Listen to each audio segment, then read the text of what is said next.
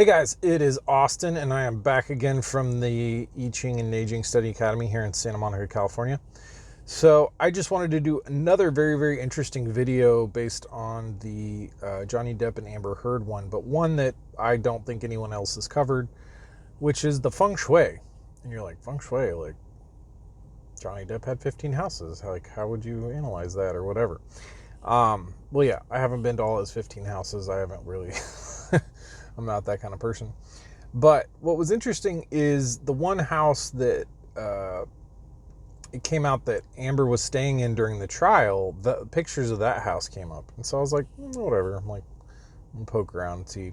Because, it was scandalous because she was, paying $40,000 a month or something, and she supposedly didn't have any money. Whatever. Doesn't matter. But if you look at the house, it's a big mansion.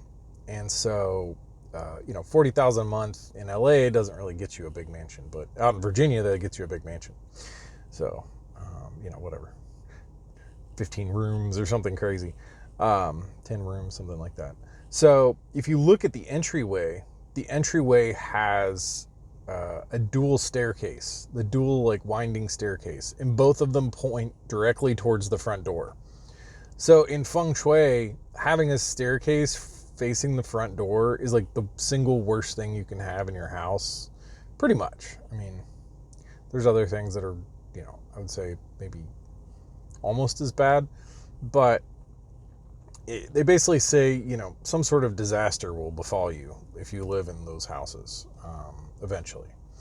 And that's like the general guidance that's been printed in many books, but specifically, my teacher, Dr. Wu's, talked about it, at length and whatnot, and he's had his own case studies and this type of thing. So the staircase by the front door thing is very interesting. And so if you look at this house, there was a dual staircase facing the front door, and it's basically, I would consider kind of like double the gusto of the effect. Because if you look at natural chi flow and how energy moves through places, the staircases basically create an energy where any type of good energy that could come in gets pushed right back out. And so I think that that's why they consider it specifically, disastrous, so to speak. So yeah, I just thought that was interesting that she was staying in a house that had the worst possible feng shui, that you could humanly have. And then she also, had a major disaster, with the trial, with whatever the after effects are going to be. So you got to wonder what's the, what the element of fate is in there. Was it fated that she was supposed to live in that house and have that disaster, or had she lived in a different house, would the effects of the trial been different? I would, basically surmise that I think it would have.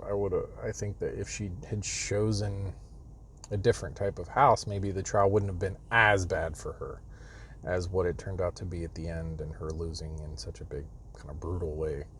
So, but yeah, just a really interesting case study. You can Google pictures of this Virginia house online. It's, whatever, has a tennis court, all that stuff. So, but definitely has the dual staircases by the front door. So for all you feng shui,